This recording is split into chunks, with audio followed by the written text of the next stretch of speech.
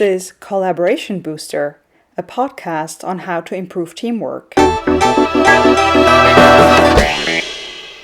Welcome to episode 1, Experiment. Some of you might already know my collection of 20 postcards with ideas for improving collaboration. Each episode of my podcast will address one of these ideas and explore them in more detail and with the help of experts. I asked you on Facebook to contribute some thoughts about why experimenting can help teams improve collaboration. Renu, who works in innovation, has sent in some thoughts from India. Experimenting comes with the sense of discovery, that aha moment. And it gives the team a sense of collective when they have identified or discovered something new together. I think Renu is absolutely right. Most people think that collaboration is about using great tools, for instance software, or to follow a specific set of rules. Some of these things can help a team work together, of course, but if you want to find out how your specific team in your specific work environment can become a better team, experimentation is not only a pretty good idea, but essential. 2 more reasons than the one Renu expressed. Experimenting will help you question and improve your process all the time. You will never think that you have found the perfect solution or the perfect process, but will always be ready to improve and question it. By continuously improving your system, you will also learn as a team, and learning is the single most important thing when it comes to improving collaboration. When I thought about who I could interview about experimentation, I immediately knew that Claudio Perrone would be the perfect person. Not only is Claudio a consultant in Lean and Agile, but also an expert in experimentation processes for teams and organizations. Claudio is also known as Agile Sensei. Sensei means teacher in Japanese. And I'm sure that we can learn a lot about the power of experimentation by talking to him. My first question to Claudio when we had the interview for this podcast episode over Skype was, why is experimenting a good idea for teams? Say I have a really good way and I have a truth about how we should go about something. Sometimes it's very hard actually to convince everybody to go in that direction. But if I say, how about we try this, we experiment for, say, 2 days, much easier because you would say then what you have to lose. The opposite of that, of course, is not experimenting, going for maybe big decisions, or do nothing at all. Doing nothing at all is what a lot of companies choose to do, says Claudio. They are paralyzed, and by being paralyzed, they do not move forward anymore. Not moving forward, or not being in motion, is the worst possible state of an organization. If we do not experiment, we also assume that everything we do is just fine. But if we work on problems that are risky, and a lot of work in teams is risky in nature, we have only a number of options. Take a big decision and go for it, and learn if it worked later, or test different options, which lowers the risk. So one part of experimenting is risk management, but the other is about introducing change into a team. If change is hard, make it continuous. When we confront teams with the possibility to experiment, both Claudio and I often hear phrases like this: we do not need to experiment, let's think it through properly and then we will decide. Claudio agreed that there are different ways of approaching a problem and that there are also different categories of problems. Not all require experimentation. One problem-solving technique that Claudio got to know at Toyota in Japan is called A3 thinking. It's a great method to look at complicated problems, for instance, a software problem, a mechanical problem, or a cost-cutting challenge. If you do enough analysis and take your time to analyze every possible option, you will find the best solution. But not all problems are complicated. Many are complex. In complexity theory, we know simple, complicated, complex, and chaotic states. And many typical projects in knowledge work, that means where teams work together to achieve a common project goal, are in the complex domain. But we actually know from theories and research, particularly on complexity theory, that there's another category of problems that are not complicated but complex. And the idea there is that you can't really find causes if not in hindsight, essentially after the fact. Let me repeat that for you real quick, because when I learned about this about 5 years ago at a Lean Kanban conference, I first struggled with it quite a bit. In complex states, you can only find causes in hindsight, that is to say, after the fact. What does this mean? A valid strategy to deal with those systems because it's just too complex, okay? And so a good strategy to deal with those systems are effectively through probing, through experimentation. Effectively, you try something, you see what works, and what doesn't work, you remove, and you do more of what works. So what do Claudio and other coaches in Lean and Agile mean when they talk about experiments? Are these experiments comparable to a lab setting, maybe? It's kind of funny you say that because I was explaining a method I created some time ago. I was in Paris and I met this scientist who actually works in the brain, right, in Switzerland. And he came to me saying, Claudio, I love what you're doing, but as scientists, I should say that the experiments that you design should be controlled. They should be repeatable, they should be isolated, and all that kind of stuff. And what I replied to him was this, and I said, "You don't understand. My goal is not to move human knowledge forward. Is to beat inertia. I'm an entrepreneur. What we really want to do is to move from where we are to where we want to be. And so we try everything. I really don't care to this kind of purism of having the perfect experiment, if you know what I mean. So I might launch more than one at the same time. Now, very often these experiments are naturally isolated between themselves, but it wouldn't be my first concern. My first concern is actually to say, okay, so we have problems. One option is do nothing, but if we are not happy with the problems that we have, then let's explore something. And if we go, we essentially explore options by committing to experiments. Also, unlike in science, collecting data about the experiment is not exactly the same here. Of course, I could collect some hard evidence in certain experiments to help me take a decision, but other factors are just as important, as Claudio explains. There's a lot of qualitative stuff that very often we don't consider, but it's just as important. I can ask before and after, and make the comparison between the two. And our perceptions are important and valid. Our intuition is important and valid. Okay, so the experiments are there to make sure that we can move forward. But how does a team set up experiments that will help improve their collaboration? So we have this problem of we're working in isolation and we're not really a team, it's my opinion, do you agree with that? So first of all, I test the problem. Is it a shared problem? Does people feel the same? So we move from one opinion to problems. And then I start thinking about, okay, what options do we have here? So one of them is we meet daily for 10 minutes or less, and we talk about, what we're working on, and we renew our commitment, I guess, to the work. Let's do an experiment. Maybe we'll try this for a week, okay? But let's write an expectation, and the expectation could be that at the end of the week, I like it, you guys like it, we want to continue doing that, and our perception is that it actually improves the way we're interacting with each other. In this example, Claudio has already laid out the basic system of the popcorn flow. But what is popcorn flow exactly, and how does it help create experiments?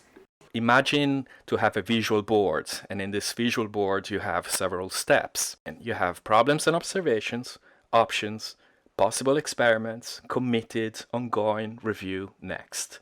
The initials of each column happen to make the word popcorn.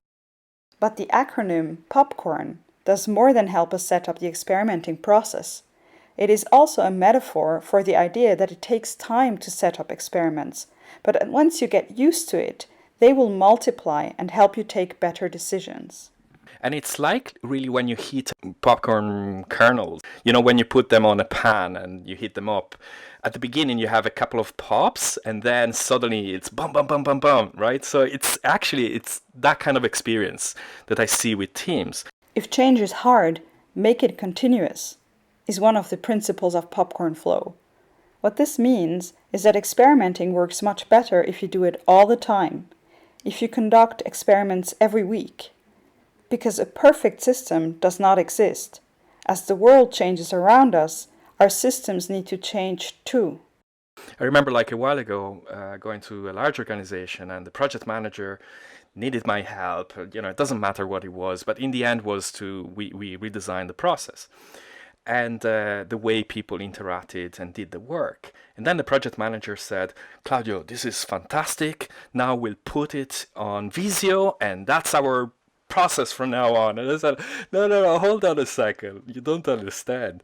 If the teams don't change the process next week, I haven't done my job, right? Because you can't take one snapshot one day, modify to the next big transition, a week after or a month after, a year after, and then say, from now on, this is the way.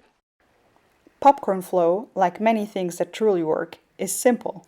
It is so simple, in fact, that Claudio was able to test it at home with a very special person. This is what I find absolutely intriguing, is that it works with my son, who when I started was 5 years old, is now 6. But it actually works with top executives in large organizations for strategic planning. So how does setting up popcorn flow work in practice? Let's look at the story of Matteo and the ball catching experiment. The story with my son is pretty interesting, I guess, because he's Asperger. Okay, so being Asperger is pretty much a disorder that means effectively that you need to be in control of everything. Okay, so he really tries to be in control of everything, which works really well with things, but not so well with people, of course, because they don't want to be controlled, right? And which makes him like the perfect project manager. And so I started experimenting with him. And there's a lot of stories that came out. It would come to me saying, Daddy, I want to play the popcorn flow game. And I remember once we were saying, okay, but we need to find a problem. I don't know what problems we can have. And I said, I have one. I'm not very good at catching the ball. And I said, okay, let's write it down. So we wrote down, he draws everything. So he drew pretty much what it means not to be able to catch the ball, and he put it on the problem column. And I said, okay, what options do we have? And he started saying, oh, I know, practice, practice, practice. And I said, wow, Matteo, that's really cool. Let's throw it, okay? And then what's another option? Well, another option, he didn't know what to come up with. And so I suggested pretty much maybe how we practice can make a difference. So how about you lower your hands, you keep them low effectively, so that when I throw a ball effectively, you can catch it. So how we practice, I guess. And I said, yeah, okay. I mean, put it then. And then we said, what's another option? And that again, we had to think about this, and I said, well, one option could be that you catch the ball using a box, and he loved that. Okay, so effectively a box, you have a wider surface, it's easier, of course, to catch. You may say maybe it's cheating, but actually it addresses the problem. And so he loved that, and he said, okay, I want to do that. Now, you see, like what happens now, we co-designed our options. There wasn't somebody imposing it. Very often as consultants, you may come to help a team to provide more options. So very often I go there, I elicit options first, I ask first, and then I add, have you considered this? Or I've seen this in another company, and so on. So effectively teams are buying options effectively at that point. But in this particular case, I said to him, okay, but let's make it a real experiment. So let's not use any box, let's use that red box over there. And if I launch the ball 10 times, how many times do you think you will catch it? And so we really started writing a little experiment like that. And of course, his initial expectation was that if I launch it 10 times, it will catch it 10 times. And then we discovered that that wasn't really happening. We tried different times but eventually we converged to success. Claudio points out, however, that before you can experiment, you need to have gone through a learning process, first acquiring the basic recipe for a tool and getting proficient at it. There is a model that you can use to learn more about this, called the Dreyfus model of skills acquisition. Once you know the recipe and can master it without thinking about it, then you are ready to experiment. In other words, there is the right maturity level for experimentation. It's very much like in the kitchen. Once you know a recipe by heart and have cooked it several times, then you can start creating variations of it. On the other hand, once you know the recipe really well, you should think more about principles and experimentation. If all you know are the recipe, then you're a slave of those recipes, those methods. But if you understand the principles, then you're free to choose whatever suits you best. So what is the mindset needed for experimenting? Claudio, of course, has the perfect answer, and it involves skateboarding. I was speaking at a conference at the International Association of Software Architects, and I was explaining how Popcorn Flow works and the kind of mentality, and somebody said, yes, it's great, Claudio, but how do we change to this mindset? And my advice to them was, buy a freaking skateboard. and they all laughed, and I said, well, so one of the Popcorn Flow principles is, it's not fail fast, fail often, which is something we use in startups a lot. It's learn fast, learn often. So experimenting is mainly about learning. You also learn a lot from the failed experiments, sometimes more than from the ones that worked out as expected. Give yourself permission to fail. I always say that, like of my experiments, 40% of them fail to meet my expectations. Yet, I learn from pretty much all of them. And when we find out, okay, I had this expectation, in reality, something else happened, and so let's review that. Why did that happen? And that's where a lot of learning comes out.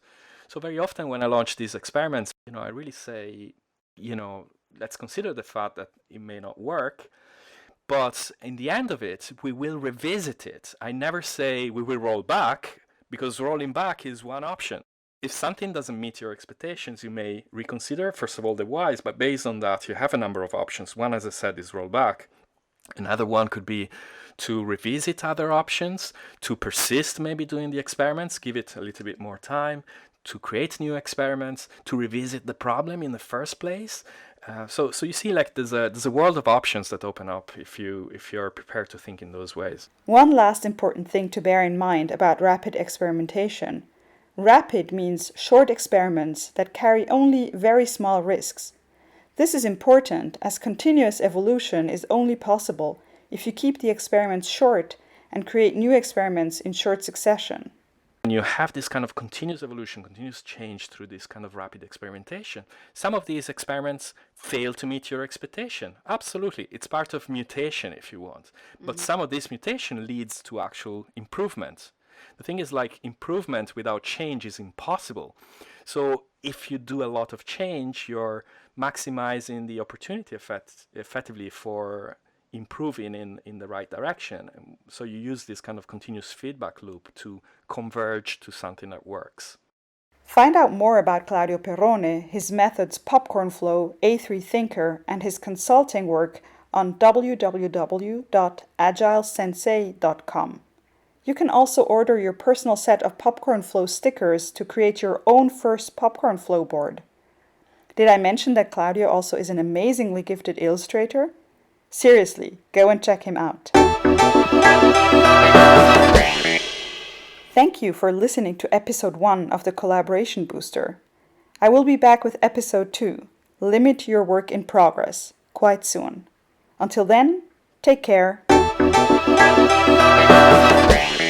I am Nadia Schnetzler, and my passions are innovation, collaboration, and communication. You can find out more on my website, wordanddeed.org. That is word-and-deed.org.